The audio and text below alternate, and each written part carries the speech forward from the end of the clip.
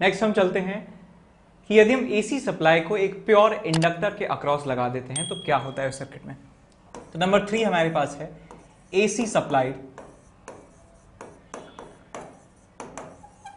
To an inductor.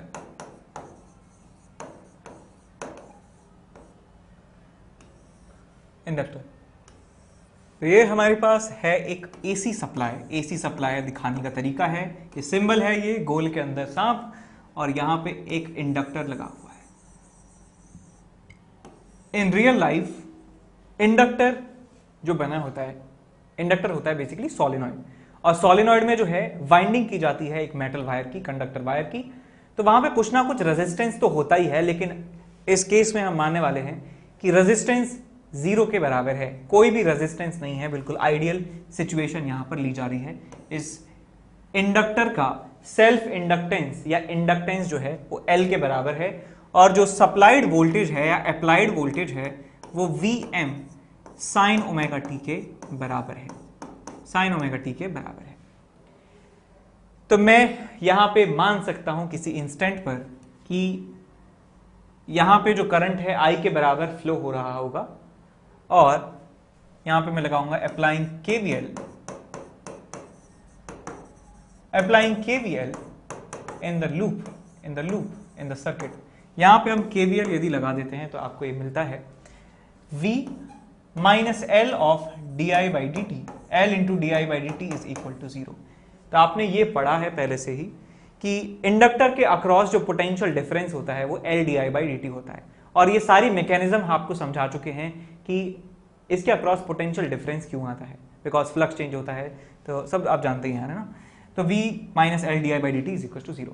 V की value कितनी है यहाँ पे पुट कर देंगे। V की वैल्यू है Vm sine of omega t is equal to L into di/dt। dt को इधर ले जाएंगे और आपको ये मिलता है Vm डिवाइडेड बाय L, यहाँ पे मिलेगा sine omega t dt is equal to di। दोनों तरफ इंटीग्रेशन आप लगा देंगे तो आपको मिलेगा लेफ्ट हैंड साइड में आपको मिलता है Vm upon L, Vm upon L omega, यहां मिलेगा आपको minus of cos omega t, और राइट हैंड साइड में आपको मिलने वाला है I। राइट हैंड साइड में आपको मिलेगा I, di का इंटीग्रेशन I और साइन ओमेगा टी का 1 upon omega minus cos omega T. अब यहां से इसको थोड़ा सा सजा लेंगे तो आपको मिलेगा I is equal to minus of Vm upon omega L, इसे लिख सकते हैं, और यहां मिल जाएगा आपके पास cos of omega t, cos of omega t. ठीक है जी। अब कॉस को भी और सजा लेते हैं। अब माइनस कॉस थीटा को कैसे हटाएं, तो हम जानते हैं कि माइनस ऑफ कॉस थीटा, इसको लिखा जा सकता है sine theta minus pi by 2। Sign theta minus pi by 2 जो है वो माइनस कॉस थीटा के बराबर आ जाएगा आपके पास, क्योंकि sine 90 minus theta cos theta है, माइनस अंदर एब्जॉर्ब करवा दो उसको तो माइनस कॉस थीटा बन जाएगा और sine theta minus pi by 2 बन जाएगा। तो मैं इसको ऐसे सजाऊंगा कि I बराबर Vm upon omega L sine of omega t minus pi by 2। अच्छा, साइन की फॉर्म में बना रहे हैं जिससे फेजर डायग्राम बनाने में आसानी हो। तो ये ओमेगा L जो है, मैं इसको फिर से Vm divided by some resistance की फॉर्म में लिखना चाहता हूं। तो यहां पे मैं डिफाइन करता हूं एक quantity that is called XL। XL जो है वो ओमेगा L के बराबर होता है, और XL को कहा जाता है इंडक्टिव रिएक्टेंस, को कहा जाता है इंडक्टिव रिएक्टेंस, इंडक्टिव रिएक्टेंस। अब ये जो है इसका यूनिट है जो वो ओम के बराबर होता है। ऐसा यूनिट की बात करें, ऐसा यूनिट जो है ओम के बराबर होती है, याद रखें टर्म इंडक्टिव रिएक्टेंस। तो यहां से आपको मिलता है current I is equal to Vm upon XL sine of omega t minus pi by 2। तड़पा तड़पा के लाऊंगा मैं फाइनल स्टेप तक, तड़पा तड़पा के लाऊंगा फाइनल स्टेप तक। I is equal to Vm upon XL जो है इसको कह सकते हैं हम मैक्सिमम वैल्यू ऑफ करंट या करंट एम्पलीट्यूड, इसे कहा जा सकता है Im into sine of omega t minus of pi by 2, minus of pi by 2। ये आपको मिल जाता है करंट की वैल्यू। यहां पे ध्यान रखें जो Im है बेटा, Im जो है उसको क्या कहते हैं, पीक वैल्यू। समझ गए, बहुत बार लिख लिया है पीक वैल्यू, पीक वैल्यू। ये वैल्यू है Vm अपॉन एक्स एल के, V M upon X L के बराबर है ये वैल्यू। ठीक है जी। अब इसके बाद बात करते हैं फेजर की, इसके बाद करते हैं फेजर की। तो यहां पे हम लिखें phasor diagram.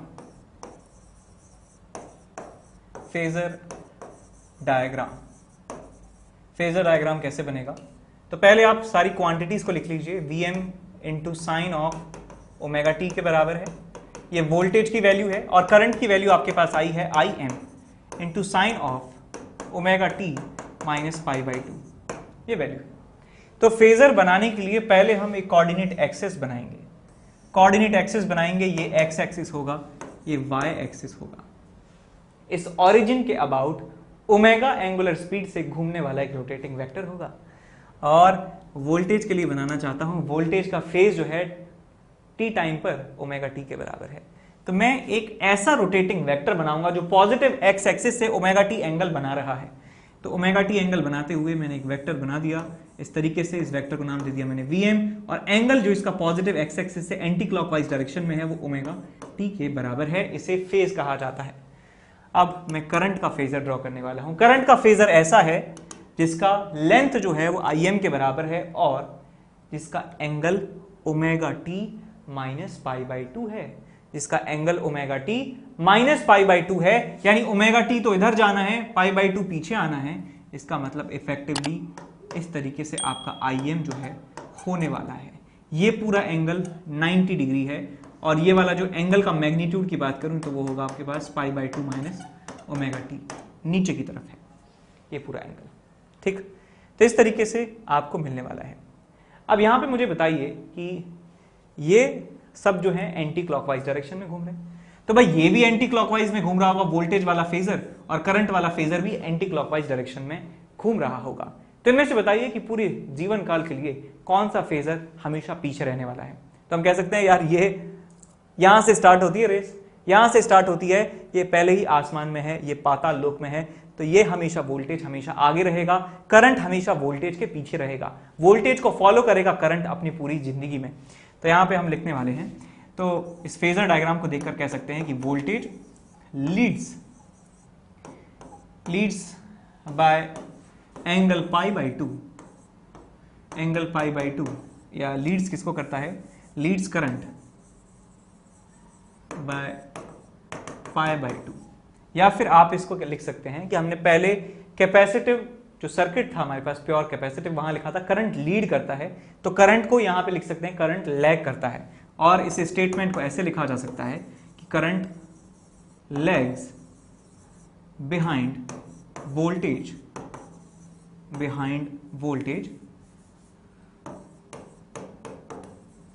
Bye angle pi by two, by angle pi by two. ठीक है, अब इसके बाद हम बात करते हैं इनके ग्राफ्स की। इनके ग्राफ की बात करते हैं, तो इक्वेशन लिख लीजिए पहले, V M sine of omega t आ जाएगा आपके पास v, और आपको करंट मिल जाएगा, current I is equal to I M sine of omega t minus pi by two. ठीक, तो आप इनके ग्राफ बना सकते हैं। तो आपको वोल्टेज का ग्राफ मिलेगा कुछ इस तरीके से।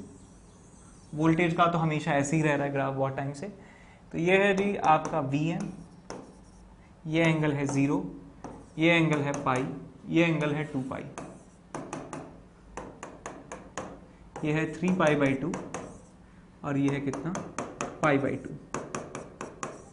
ठीक, अब वोल्टेज जो है, जो करंट जो है वो पाई बाई 2 पीछे है फेज में, यानी कि करंट के ग्राफ को हम क्या कर सकते हैं? राइट डायरेक्शन में शिफ्ट करवा सकते हैं पाई बाई 2 से। तो करंट का ग्राफ पाई बाई 2 आप शिफ्ट करवा दीजिए। करंट का ग्राफ ऐसे है, इसको पाई बाई 2 शिफ्ट करवा देते हैं, तो ये नीचे से स्टार्ट होगा, यहाँ से स्टार्ट होने वाला है ऐसे, यहाँ से माइनस आई एम इसकी वैल्यू होगी, और ये जाएगा ऐसे, इस तरीके से ग्राफ आपको मिलने वाला है। इतना ऊपर नहीं जाएगा, ये नीचे ही चला जाएगा ऐसे, यहाँ भी इतना ऊपर नहीं जाएगा, यहाँ से ऐसे चला जाएगा। तो मैक्सिमम वैल्यू जो है वो यहाँ पे आई एम के बराबर होगी। इस तरीके से ग्राफ आपको यहाँ पे मिलने वाला है। कैसे बनाया सर ग्राफ? आपने चुपके चुपके से बना दिया। देखो भाई, ग्राफ का ट्रांसफॉर्मेशन आपने पढ़ा है, साइन थीटा और sine theta minus some constant, argument में से कुछ माइनस कर देते हैं तो ग्राफ जो है राइट डायरेक्शन में शिफ्ट हो जाता है। कहने का मतलब ये है कि यदि आपके पास एक ग्राफ है y is equal to sine X और आपके पास एक ग्राफ है y is equal to sine of x minus 1, तो इन ग्राफ का ट्रांसफॉर्मेशन आपने पढ़ा होगा। यदि हम आर्ग्यूमेंट में से, इस इनपुट में से कोई क्वांटिटी को माइनस कर देते हैं तो हमारा ग्राफ उस अमाउंट से राइट डायरेक्शन में शिफ्ट हो जाता है। तो बेसिकली मैंने यहाँ पे क्या किया है कि साइन ओमेगा टी के जो ग्राफ है उसको पाई बाई 2 से आगे की तरफ शिफ्ट कर दिया है। तो मैंने एक पाई बाई 2 का ग्राफ बनाया और उसको पाई बाई 2 से शिफ्ट कर दिया है आगे की तरफ, राइट डायरेक्शन की तरफ, तो आपको मिल जाएगा ये ग्राफ। इसके बाद हम बात करते हैं पावर की। यहां पे हेडिंग लिखते हैं power dissipated, power dissipated, power dissipated in circuit. तो पहले बात करें इंस्टेंटेनियस पावर की। इंस्टेंटेनियस पावर,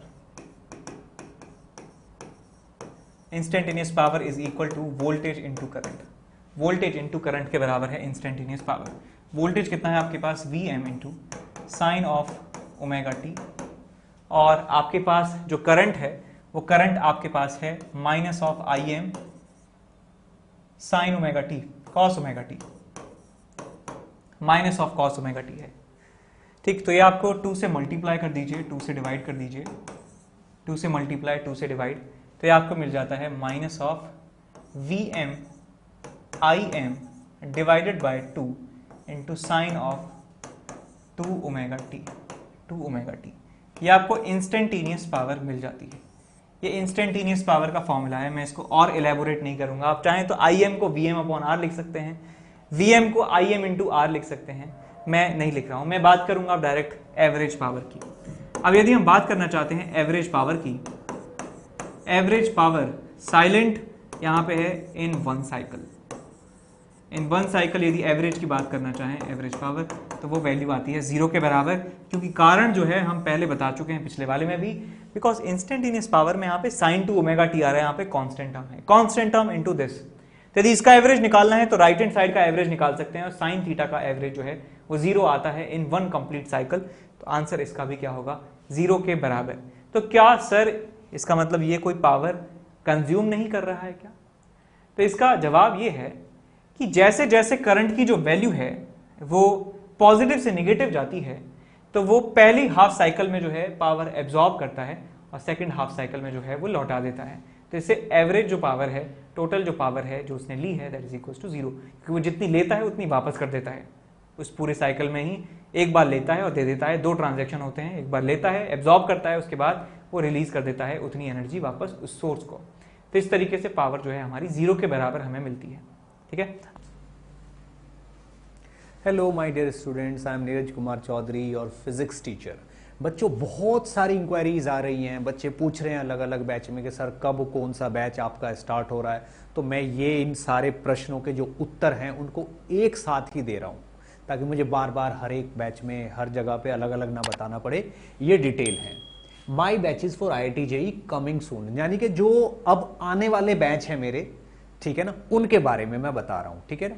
न्यू इवॉल्व यानी कि 12th क्लास का उन स्टूडेंट के लिए जो 11th से 12th मूव कर रहे हैं और थोड़ा सा लेट हो गए हैं ज्वाइन करने में, उनके लिए बैच स्टार्ट हो रहा है 5 मई से। ठीक है ना। यानी कि 2022 में जो अपना IIT JEE का एग्जाम देंगे उनके लिए एक नया इवॉल्व स्टार्ट हो रहा है। कब से? 5 मई से।